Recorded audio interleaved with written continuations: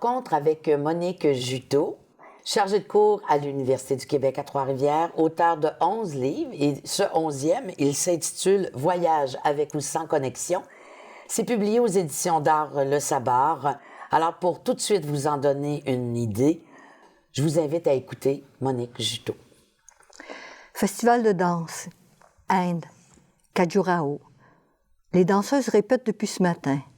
La fenêtre de ma chambre, je les épie, tant bien que mal, au travers de la moustiquaire qui quadrille ma myopie.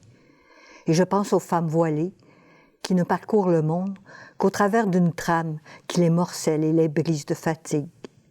La directrice de la troupe s'énerve, fait recommencer un déplacement. La présentation de ce soir est annoncée partout dans le village. Les longues tresses de danseuses volent, tournent, les hanches tanguent, les mains se font oiseaux, les pieds nus claquent contre le terrazzo et deviennent instruments de percussion. Les doigts, cette fois-ci, en pleine expansion, rejettent une avance ou alors proposent une retenue. Oh. Bonjour Monique. Bonjour. Ça nous donne le ton finalement de cet ouvrage-là, qui n'est pas un récit de voyage, mais qui est comme un voyage littéraire d'une certaine façon dans des vrais lieux. Oui. Est-ce qu'on pourrait dire ça comme ça? Oui, puis sous forme de fragments, parce que c'est des instants, pas chapitre, mais chaque division, c'est des moments que j'ai capturés et je me faisais un devoir de capter. Quand j'arrivais dans une ville ou d'un village, je captais un moment. J'étais à l'affût, j'étais comme un chasseur de papillons pour essayer de trouver qu'est-ce qui pourrait nourrir la création littéraire, qui était suffisamment intéressant aussi pour moi, pour me donner le goût de... Et souvent, au bout d'une semaine, on quittait le lieu. Et là, des fois, il n'était pas terminé, parce que des fois, il faut cogiter, il faut replacer, tout ça. Et là, dans le bus ou le train, parce qu'en Inde, les bus, les trains, c'est très, très long, on a le temps de méditer. Alors, j'essayais de trouver des nouvelles phrases ou de voir comment j'étais pour le terminer, parce que là, je voulais, en mettant les pieds dans une nouvelle ville ou un nouveau village, être prête, être à l'affût, ne plus penser à ce que je viens d'écrire. Et je me disais, au retour, je passerai à la réécriture. Mais pour l'instant, je vais capter, je ramasse tout ce que je peux. Tous ces fragments-là. Oui. Tu as appelé, avec ou sans connexion, tu dis que finalement, tu as fait ces voyages-là avec un iPod 5e génération. Alors, je sais pas qu'est-ce que c'est, 5e génération, mais en tout cas, iPod, on sait qu'est-ce que c'est. Oui, c'est ça. Alors, pourquoi... Et là, ce iPod-là, finalement, tu n'as pas besoin d'avoir... un abonnement abonnement. Non, on n'a pas besoin d'abonnement téléphonique. Donc, on peut pas l'utiliser tout le temps, constamment, mettons, je sais pas. Ça prend une connexion Wi-Fi ou Wi-Fi, comme disent les Anglais de ce monde. Et souvent, en Inde, c'était moins fréquent, là, où des fois...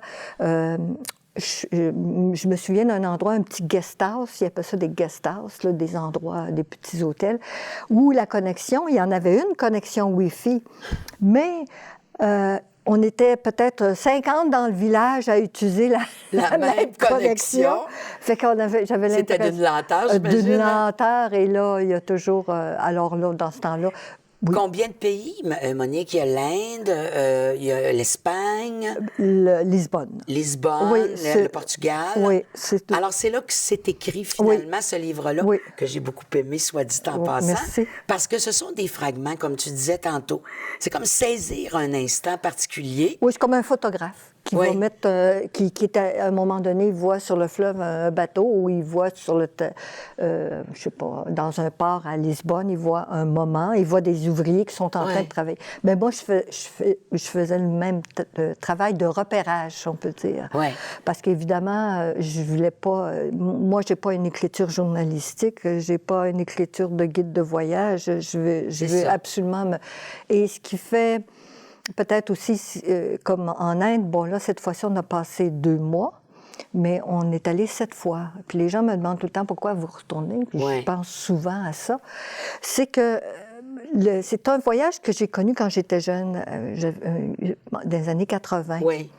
Et quand on connaît un pays, puis qu'on y retourne, je suis retournée 7 fois, on dirait qu'on développe une compréhension du pays qu'on n'aurait pas développée ailleurs. Puis des découvertes supplémentaires aussi, j'imagine, parce qu'on ne peut pas tout voir non plus. Puis on lit sur le sujet, donc on fait... Le iPod te permettait aussi d'aller faire des petits repères au niveau de certaines informations. Oui. Donc, tu googlais. Oui. Tu pouvais googler. Tu pouvais même savoir ce qui se passait à Cap-de-la-Madeleine. Oui. Hein? Il y avait même... Non, mais il y avait toutes sortes d'histoires. Donc, finalement, d'un territoire à un autre. Est-ce que tu as aimé cette expérience-là? Oui, bien, premièrement, parce que ça facilite beaucoup la communication avec mes parents, avec ma mère, qui, je lui téléphonais sur Skype. Des fois, ça durait juste 10 secondes, mais juste le fait d'entendre ma voix, ça la rassurait. Et aussi, au point de vue, par exemple, à Barcelone, j'habitais dans on avait loué un petit studio et c'était dans une rue très, très étroite, dans un quartier multiethnique, multiethnique. Et là, il y avait des bornes, OK, où les gens arrivaient avec leur sac poubelle et jetaient ça dans le sac dans la borne.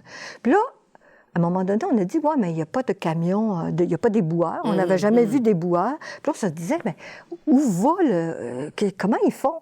Puis finalement, c'est en allant sur Wikipédia que je me suis rendu compte qu'il y avait un système de ramassage des ordures par souterrain. Là. C'était souterrain avec des grands pneumatiques, forme de pneumatiques. Et ça permettait, dans le fond, ça l'a enrichi aussi de savoir. Oui. Ça enrichit, ça amène vers autre chose. Oui. Je parlais de voyage littéraire. C'est un voyage littéraire parce que l'écriture qui porte tous ces regards-là que tu poses, c'est vraiment intense, c'est beau, c'est rempli, je dirais, tu disais des papillons tantôt. Moi, pour moi, ça a été comme ça. Ça a été rempli de vie. Alors, Monique, je sais que Jean-Pierre était aussi là-dedans, Jean-Pierre Gaudron, des illustrations. Alors, je te remercie pour ce très beau livre-là et je te souhaite bonne continuation. Merci beaucoup, Patricia.